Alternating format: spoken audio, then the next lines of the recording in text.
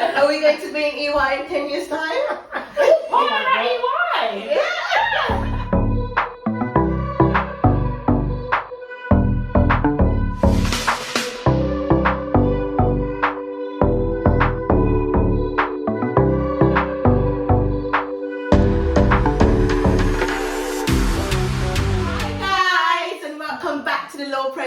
With me, Jay. And me, Grace. And in today's hot seat, we have Trainee Solicitor Lola. Yeah. So, you're now a trainee. We got there in the end. After all the travelling and the road, everything. I also just want to reiterate, actually, because I don't think, sorry to cut you off, Grace, I don't think I told people, this wasn't no fairy tale for me. So if you're looking at this and you're thinking, oh, you know, it all looks so glamorous, it's not.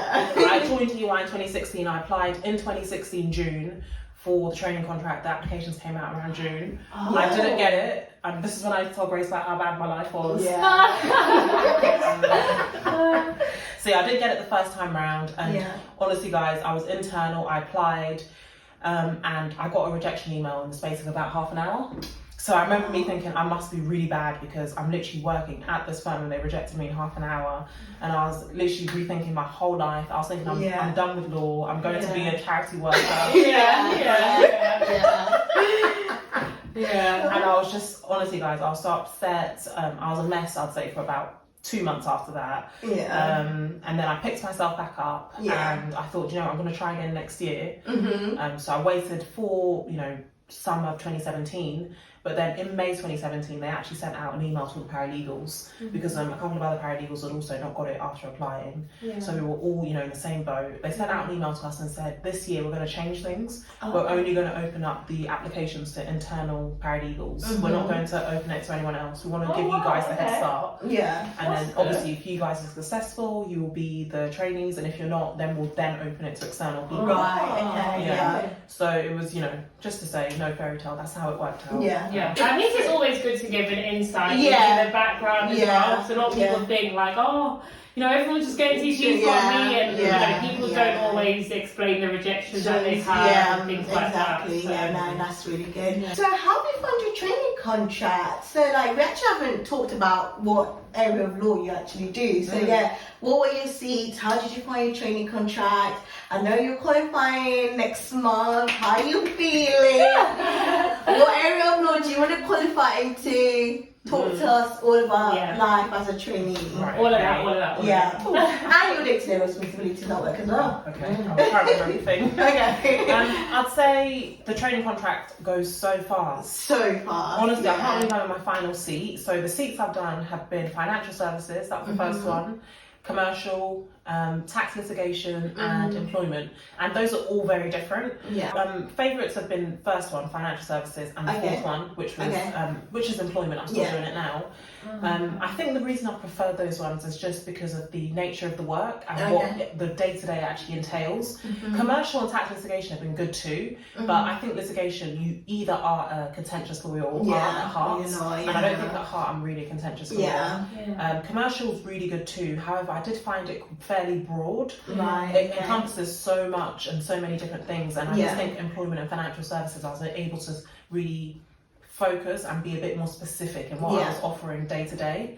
So those have been my two favourite seats. So are you going to be qualifying into EY as an NQ then? Yes, I will be. So from September I'll be an NQ, and I'm in the employment seat now, and I'm going to be an employment lawyer. So honestly, I think as well it works out nicely having your last seat be the seat that you're actually qualifying. That's really good actually.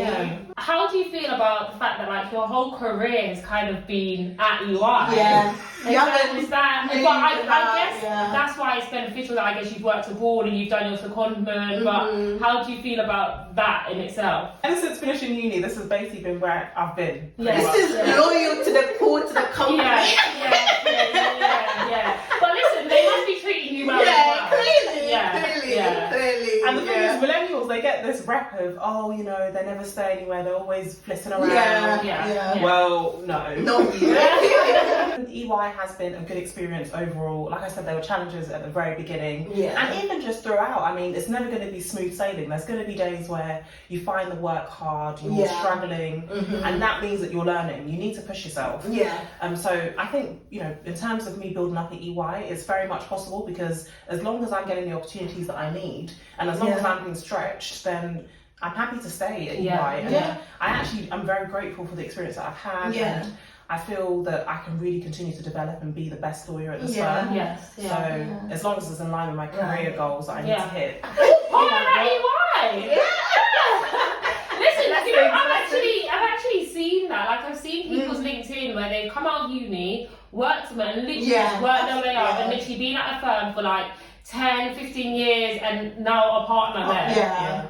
Honestly, I wouldn't say it's, you know, impossible for me to do that. Well, guys, we're looking at a future partner at EY. I repeat, if you want to work at EY, this is a video.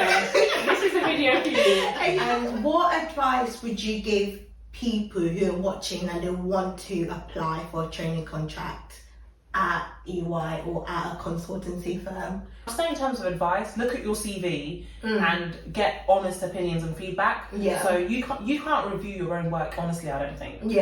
I think you need to distribute your CV and you also need to do mock interviews so you can really get an honest, and don't maybe do it with your closest friends, they might not want to hurt your feelings because they won't tell you the more critical things you need to know. Do that as a starting step. Then once you've got your CV and your interview technique perfected, as perfect as it can be, because it won't be 100% ever, then you know that you can go into the market feeling really confident, and then at that point target the firms that you feel are most aligned with what you want. I'd say 1 or 2 applications, not the majority, 1 or 2, just as a bonus. I'd say a bonus application somewhere different, just to widen and to make sure that you're not limiting yourself. If you say you want to work at a consultancy firm, I think that's quite narrow in the UK. I mean, how many consultancy firms in the UK are really offering training contracts? Yeah, that's the thing. I think that there are, from my opinion anyway, there are like multiple ways that you can kind of go down it. If you want to work at a consultancy firm, and your reasoning for working at a consultancy firm may be like you like the fact that there's, you know, loads of different departments and areas that specialise in so many different things, as in a law firm it's probably more limited. Then what you can do is you can, I think, most consultancy firms, I know the big 4 definitely, have graduate schemes. So if you are at uni and you are wanting to get a TC there, and you know your TC will start in 2 years' time anyway, apply for the graduate scheme.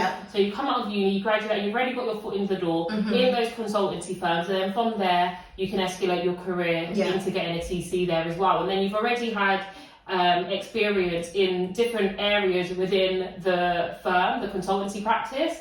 So and then you can, you know, go on from there. And also, TCs are actually not the be all and end all. You two have done a video about this, haven't you? You've done a video about different ways to get into law to qualify. There's Cyrex, and there's also now, it's getting more popular, there's these solicitor apprenticeships. Where you can actually start as an 18-year-old, 19-year-old, straight out of A-levels. And you work there for about, I think, is it 4 or 5 years? And then through that you qualify.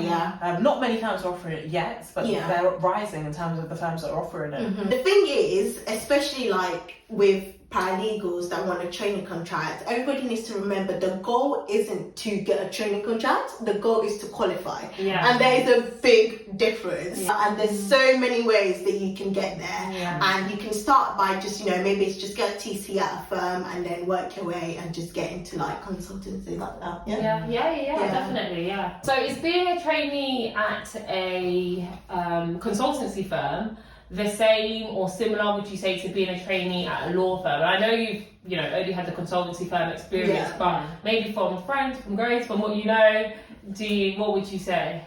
I'd say it's similar, but not the exact same. Because I think the intra-group working is obviously something unique to the consultancy firm. So a lot of the time we're working with clients who already are receiving audit advice, consultancy advice, other international tax services advice, and then they are coming to us for the law offering. They're getting a one-shop service. They're already a client of the firm, and then they get their law services on top. And I think also, you know, even for the clients that are completely new, that come to us as new contacts, because we do have, you know, members of the team that have been able to get their contacts from other firms that they've worked at to come over to EY, and we start working with new clients. It's still different in a way because we're able to suggest different ways and different solutions that aren't always on hand at a law firm. So they might say something to the effect of, we also need to look at this immigration issue, and we have an immigration team within EY that we can then refer them to. And so I think we're able to offer our clients a more wide range of services in general, which does make it different. How does targets and bills work in consultancy? So we still have targets, we still have bills, we still time record. But for instance, a lot of people that come from other firms have said that time recording here is different. We submit our timesheets every Friday, but for them they used to have these timers, and they used to have to essentially clock in what they've done for every 6 minutes. So 6 minutes is 1 unit. So you time record in a consultant way then? Because I have to time record to submit my timesheet on a Friday as well, do 7 hours for the day and account for those 7 hours. So even if it's a case of an hour you're just going through emails and doing admin, you need to account for that hour. So that's how you do it, as opposed to the typical law firm way. And then I think there are other differences as well, like you said, the bills and targets. For the consultancy firm, again, I haven't got much to compare it to, but I know that, for instance, the trainees and the more junior members of staff, our targets aren't as high, I don't think. What, in comparison to law firms? I think at that point we're meant to be focusing more on our technical ability and learning.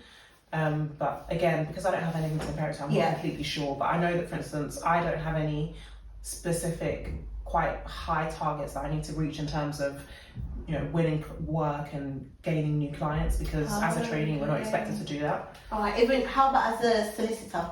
As an NQ, our BD work and our winning clients, again, is quite low, and you're not penalised if you don't do that, because they expect that more when you've got to about 2-3 year PQE, not as an NQ. I don't know if the law firms are the same, because I mean, surely as an NQ, can you really win work? I think all law firms are different. I think it just depends. But like you said, I mean, if you're an NQ, they probably wouldn't expect you from the get-go to do that. So, last question. What advice would you give trainees who have just started their training contract? I think starting your training contract with these sort of issues at the moment going on, although it's coming to a close, COVID's finishing. Starting remotely is obviously adding an extra layer of complexity, so just make sure that you're keeping in touch with as many people as you can. Use the resources that you have. If you're using Teams, if you're using Skype, there'll definitely be ways that you can get in touch with your different team members. And when you're new, you need to do that, because the worst thing you can do is just be in your room, wherever it is, just worrying, and someone who's experienced in the firm will literally have the answer like that. And that's not to say that you shouldn't do your own work and try to get to the answer and use initiative. But don't spend hours and hours over issues which you can really resolve quickly if you reach out to someone. So if you're working remotely, just reach out and make sure that you're making a conscious effort to be visible and to talk to different people, because I think it's so much harder if you're not in the office as a new trainee. Another tip I'd give is, you know, don't be too hard on yourself, because you're not going to know everything, especially if you've not been paralegaling before. So if you've just come into this firm completely new, you're still getting used to the firm's different ways of working, their systems, all the different little intricacies at each different firm. You're still going to be getting used to that. So give yourself breathing space, give yourself time to learn. Don't get too worried if you make mistakes, because you're expected to make mistakes, especially if it's your first seat. And I'd say another thing is, try and find somebody who you can rely on. You probably already assigned a mentor, supervisor, whatever it's called in your specific firm, but try and find somebody who maybe is in their who's in their second year of the training contract. A trainee who's 1 year above you that started in the cohort of the previous year, because they'll be able to help you to get through so many different things that you would both experience. They would have experienced what you were experiencing a year ago. So speak to a trainee who's in their second year to get as much advice and tips as you can. Yeah. Yeah. So, we know that you have a podcast. Would you like to plug that, tell our viewers about your podcast and, get them listening in? Of course. So It's a Movement. It's not just a podcast. It's a website. It's a YouTube channel. Oh, okay. And we also hold different events. But at the moment, the podcast is taking primary form because of COVID. So It's a Movement, ISSA, and then Movement. Yeah. And it's literally that. It's a movement which we created to change mindsets, create community, and provoke change for future generations in the Black community. And we hold quarterly events, but since 2020 March, that was our last actual in-person event. We've not really had the opportunity to do that. And we essentially have discussions about a lot of different things that are affecting the Black community, and we are very solution focused. So our last event, actually very, very relevant to now, I'd say still, which was in March 2020, was about do Black Lives Matter to the NHS? And that was prior to obviously COVID really kicking off and us going into lockdown. But we actually created that topic because of obviously the issues that we know that Black women have with childbirth and just in general the way that Black people are treated when they go to these services. So mental health services were more likely to be sectioned. So we had a really interesting discussion around that, and we had doctors and nurses, Black ones, that came to discuss their personal experiences and share their views. So if you go to our website, we have a YouTube channel as well, which some of them, there's clips of each different event, and our website has a breakdown of all the events we've had. We've got a blog post, and the podcast also, which I'm meant to be plugging. All these different things. The podcast is available to listen to on Spotify. We'll put a link in the description box. Definitely. Where is it available, sorry? Spotify, Apple Podcasts, and I swear there's another one, but I'm not very good at these things. We'll put the link in the description. So that brings us to the end of this video. I have enjoyed myself. It's been so insightful. Thank you. But before we let you go, why should people subscribe to our channel? Because it's amazing. And also, even if you don't do law specifically, there are very interesting things on this channel. So they've spoken about the vaccines, spoken about parking tickets, essentially letting you know your legal rights. So you don't need to be a lawyer to want to know what rights you have as a person, right? So subscribe. Yes. Thank you. So you've heard it, she said it. Subscribe to the channel, tell a friend to tell a friend, like, comment. And I hope you guys have enjoyed this video. And this has been nice having you. Thanks for coming. Yeah, thanks so much. And we'll be popping a bottle of Prosecco. Oh yeah, definitely. And I think I mentioned this earlier, but if you have any more questions that you want to ask Lola, just let us know. We'll hit her up, or if you guys want her back on the channel, we'll bring her back if she wants to come back. She does. Okay, great stuff. But literally subscribe to the channel, and we shall see you in our next video. Bye.